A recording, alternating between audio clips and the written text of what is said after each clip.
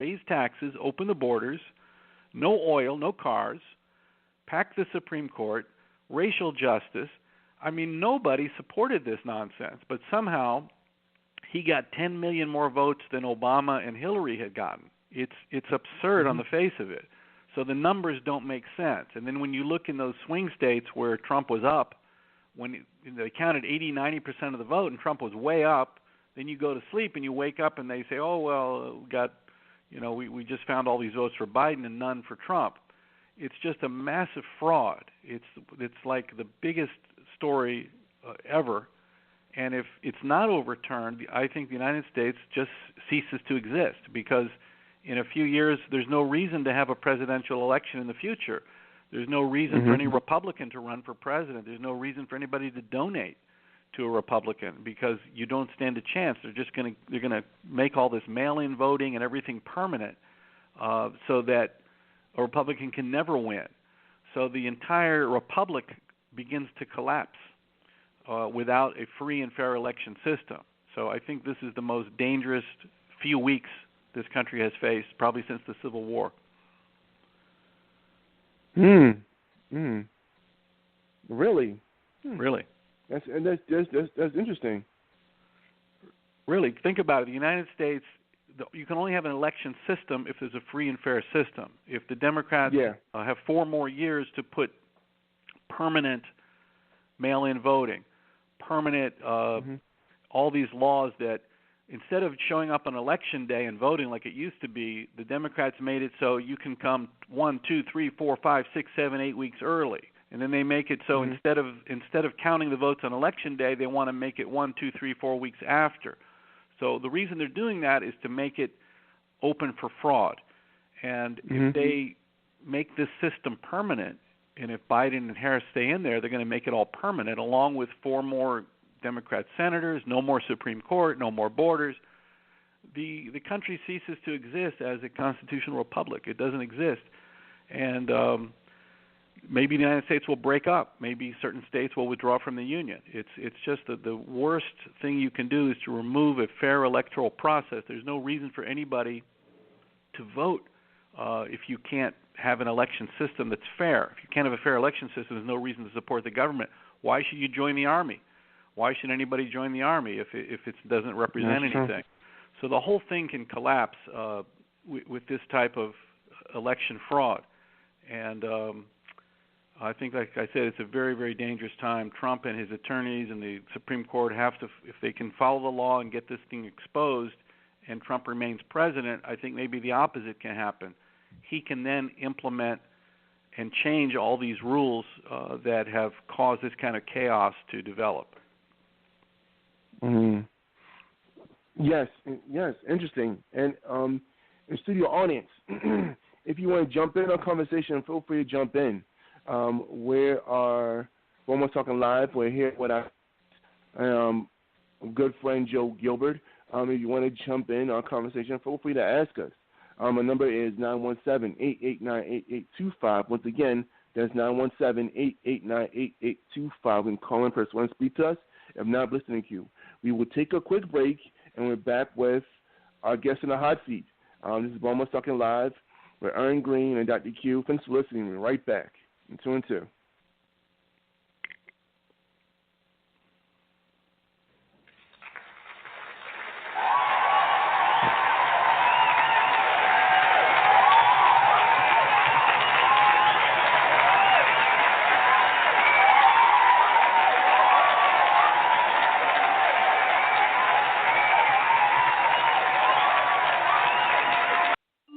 Omelets or pancakes?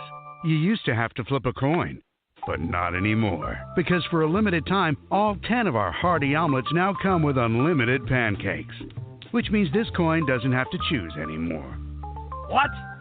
I don't have to choose anymore? Ah! Later, choosers! I'm free! Choose not to choose. Over 10 omelets now come with unlimited pancakes. Oh! At IHOP.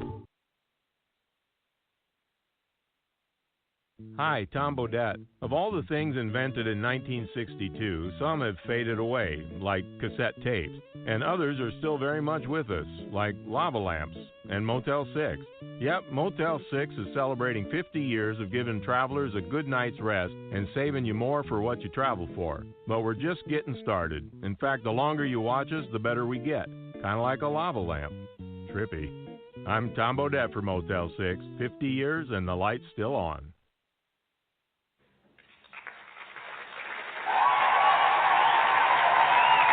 Okay. Hello, everybody. Welcome to Bomo's Talking Live with your host, Dr. Q. Co-host is me, Aaron Green, and we're back with our guest in the hot seat, Joel Gilbert. And one more time, our phone lines are standing by if you want to chime in on conversation. Our number is 917-889-8825. Once again, is 917-889-8825. And call in, press 1, speak to us. If not, be listening to you. Joe, we talk about everything we need to talk about, the shit storm that is today, the day's election and so forth. What is up with Joe Gilbert today? What movies you plan for today? Any inspiration? Well, I'm got a couple projects I've kind of developing because they're usually very newsworthy, like the Trayvon hoax, the Trayvon Martin case, where I revealed that the key witness was a substitute witness. It was not Trayvon's girlfriend. I don't really talk too much about them before they come out because then it kind of tells people that I'm looking into them, so we don't want that to happen. But things are changing day by day. In other words, imagine if whatever anybody's working on, not just me, maybe say you're trying to start a business, saying you're trying to open a restaurant, saying you want to open any kind of company. If Biden and Harris get in, they could declare a 6-week lockdown, mask mandates. The stock market could crash down, by half. They're going to start a war of climate justice. They're talking about climate justice and racial justice and all kind of different justices that they're going to pursue. So literally day by day, and if Trump doesn't overcome this election fraud and Biden and Harris get in, we're looking at every business, everything, your radio show, everything can change in terms of their agenda for all kind of economic justice. Don't forget we've got huge economic problems in the country. People think that the Democrats as well think that the federal government has an open piggy bank just to give out nonstop support and money and bail out all these Democrat states that have been so poorly run. But the federal deficit's up to like $26 trillion. They keep giving away. It's just funny money. They keep giving it away. We're going to have massive inflation coming up next year. We might have a stock market in half. So it's really tough to plan anything, let alone a particular film.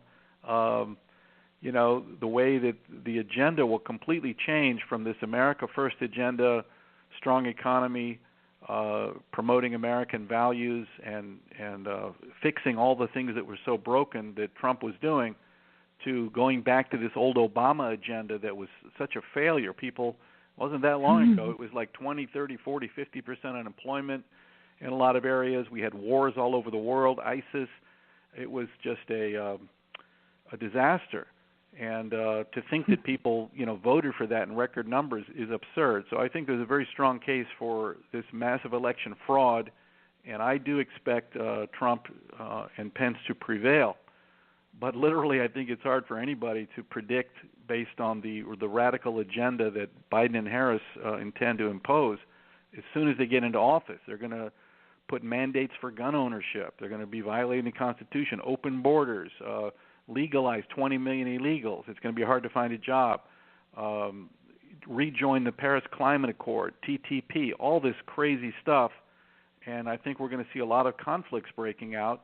Not to mention the fact that 73 million Trump voters are completely disenfranchised from the system, knowing what fraud took place. So we're in for some very, very bad and different times where planning businesses of any kind is going to be very difficult. Hopefully we'll see Trump make some progress on this voter fraud, and we can just continue the Trump successful economy and getting things back together that he was doing up until the virus came.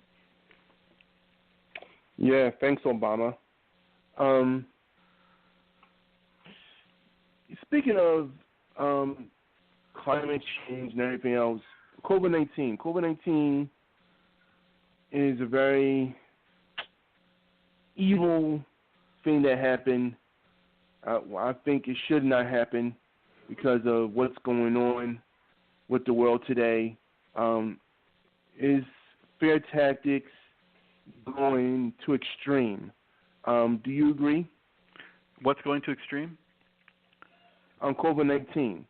Yeah, well, what you saw is that all of the leftist politicians that are really at heart, you can tell their true nature is they're despots, they're totalitarians, they're tyrants. As soon as the COVID-19 came out, you saw Cuomo and Whitmer and Whitmer, and even abroad you saw in Australia and New Zealand, the Labor, anybody who's on the leftist politicians impose these ridiculous lockdowns like in China. In Australia, they had 111 days house arrest. You're put under house arrest for 111 days. That's like in Chinese communism. And you see the leaders in the Western world act like these Chinese communists. That's what Biden is proposing. 6-week lockdown. You have to wear masks. There's going to be contact tracing. That means wherever you go, you have to give your name and number, and they can track you down. If you go to a restaurant and somebody else at that restaurant tests positive a week later, they're going to track you down and make you stay in your house for 2 weeks. So the COVID-19 was used by these authoritarians to let it all hang out, and you can see that they don't want to let it go. It started out as let's just stay home for 2 weeks. Let's make sure this thing doesn't really explode back in April. Let's call it a 2-week. We're just going to kind of shut things down, have a 2-week vacation in April. Well, now it's almost December, and they want to add more of this stuff. And there's no evidence whatsoever that the lockdowns do anything. This COVID thing will spread no matter what. And we've got a vaccine. There's therapeutics. It turns out it was never as lethal as they said. At the beginning, they said it's a 3 or 4% death rate. Turns out it's no different from the flu. It's just a little more contagious. The good news is young people don't get it. Only the older people are more vulnerable. So there's no real difference between this and a seasonal flu, but you saw how the politicians with the political agendas and people with economic agendas have used it to try to wipe out, on the economic front, they want to wipe out Main Street America. All the small stores have to close. If you're a bar or a restaurant, you're selling something, and the only people that can be in business are the big Amazon, these big, massive. You can go to Walmart, that's no problem, Costco, but you can't open up a little store on the corner. So Wall Street has used this as a war against Main Street, and that's essentially the presidential election right there. Joe Biden has been owned by the credit card companies all his career, and his entire group of people is all Wall Street. And you could say Trump represents the Main Street, the regular small-town America that he's revived. And that essentially is how COVID is being used to wage war and control middle America. Interesting. Wow. I don't know what to say now. Well, look, it was also the excuse. COVID was also the excuse for mail-in voting. All those swing states. They said, COVID it is. We're gonna. So they weaponized it politically and economically against Main Street America, against small-town America, and it continues to be weaponized. And Biden's plans are to continue to weaponize it. Even in England, they just closed it down again. Talking about closing things down, even though there's no evidence at all that it does anything to close anything down. Yes, indeed, because we're now in another shutdown ourselves in Baltimore, where travel is shut down for a little bit. The restaurants are now going to 75. Now it's down to 50% capacity. It's There's the thing that keeps piling on. But there's no logic behind it. Like you drive a car, right? Uh-huh. You never know anyone who's had a car accident?